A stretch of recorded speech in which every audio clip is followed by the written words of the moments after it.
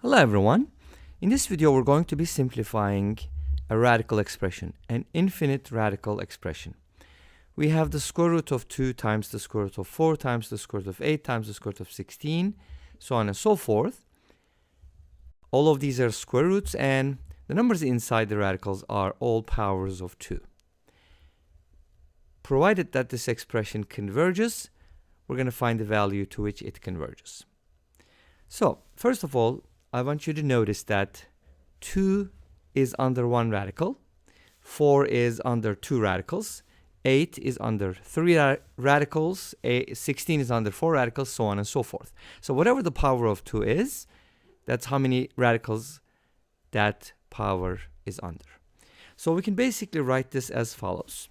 We have square root of 2, and then square root of 4 is going to be square root of twice, so it's square root of the square root of the square root of 4, and then times the square root of the square root of the square root of 8, and then it's going to be 4 times for the 16, and so on and so forth.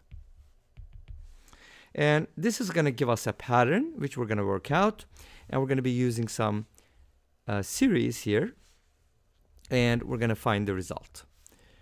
Okay, so the first one basically can be written as 2 to the power 1/2, which is the square root of 2 here. And the second one is the square root of the square root of something is basically it's something to the power 1/2 to the power 1/2, which becomes something to the power 1/4. So we can write this as 4 to the power 1/4, and then this can be written as 8 to the power 1/8, and then the next one is going to be 16 to the power 1/16, and it'll just continue. Okay, so you get the idea. We have a power of 2 in the base, and the exponent is just its reciprocal. So it's kind of like this. We have a product. We can use write it using the pi symbol, the multiplication symbol, and this kind of goes like k equals, I don't know, just maybe 1 to infinity, and the base is going to be 2 to the power k, that is the base, and then that is raised to the power 1/2 to the power k. That kind of looks complicated, so I'm going to write it as a sum. So let's go ahead and do that. So now, since we're multiplying powers of 2 here, 4 and 8 and 16, they're all powers of 2. All of these numbers actually can be written as powers of 2. So like this. And here, it's important not to simplify any of the exponents. Okay, so this one is going to stay as is. Now, since 4 is 2 squared, we can basically write this as 2 squared to the power 1/4. And this can be written as 2 to the third to the power 1/8. This is 2 to the 4th power to the power 1/16, so on and so forth. Now, when you multiply, this is when I don't want you to simplify the exponents or the numbers. 2 times 1/4 is going to be 2/4. This is going to be 2 to the power 3/8, and then 2 to the power 4/16, so on and so forth. Again, it's tempting to simplify, but don't do it because we want to be able to see the whole pattern. Now, since all the bases are 2's, we can go ahead and just add the exponents. 1/2 plus 2/4 plus 3/8 plus 4/16, so on and so forth. Hopefully you get the idea. We can basically write the exponents as a series. So here's the exponent. And I'm going to go ahead and separate it. And then later on, whatever I find, it's going to be 2 to the power of that number. Okay? 1/2 plus 2/4 plus 3/8 plus 4/16, so on and so forth. Notice that the numerators are positive integers, and the denominators are powers of 2. So it's kind of like we have an n in the numerator and 2 to the power n in the denominator. Of course, you can also write this as n equals 1 through infinity, and so on and so forth. Now, how do we handle such a series, such a sum? It's an infinite sum, but the denominators tells us, hey, this has to do with geometric series, right? Where we have the power of something multiplied by something else. So here's what we're going to do. We're going to kind of break this down into different pieces. For example, if you started off with 1/2 and then continue with 1/4 and 1/8 and 1/16, this would be geometric, right? And we're going to have an answer for this one.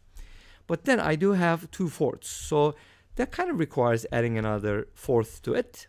But then we have 3/8. That means you're going to add the eighth 3 times. So we can kind of line up like this and, you know, just shift it over. And then this is going to be followed by 1/16, 1/8 plus 1/16. So notice that every time we're adding another more of the terms, so we're not gonna have a 1/8 here because we only need it 3 times, but we do need a 1/16, and so on and so forth. So let's go ahead and take a look at each of these values that it converges to, and then we're gonna try to add them.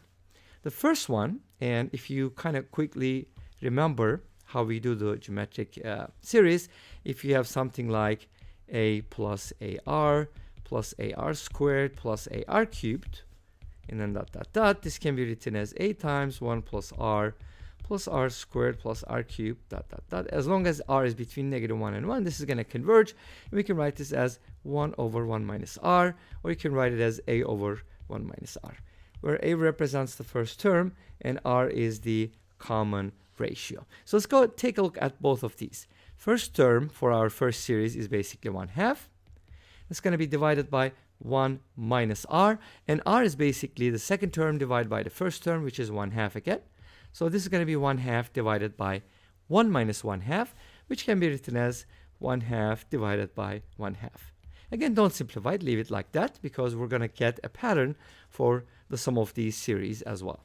So the second one is going to be 1/4 divided by 1/2. The third one is going to be 1/8 divided by 1/2. The last one is going to be, not the last, but you know, the fourth one is going to be 1/16 divided by 1/2. Okay, so this is going to continue, obviously, right? And we're just going to add all of these up, because when we add these, we get 1/2 plus 2/4 plus 3/8 plus 4/16, so on and so forth. So our series can be written as follows. Let me rewrite it. This can be written as 1/2 over 1/2 plus 1/4 over 1/2 plus 1/8 over 1/2, so on and so forth. Oops, I wrote 1/12. And then 1/16 over 1/2, so on and so forth. Notice that they all have the same denominator. That's why I kind of want to take that out, or just add these with a common denominator. It's going to be 1/2 plus 1/4 plus 1/8 plus 1/16 dot dot dot divided by 1/2. And this is just going to be, again, from geometric series, a1 or a divided by 1 minus 1/2, that is divided by 1/2.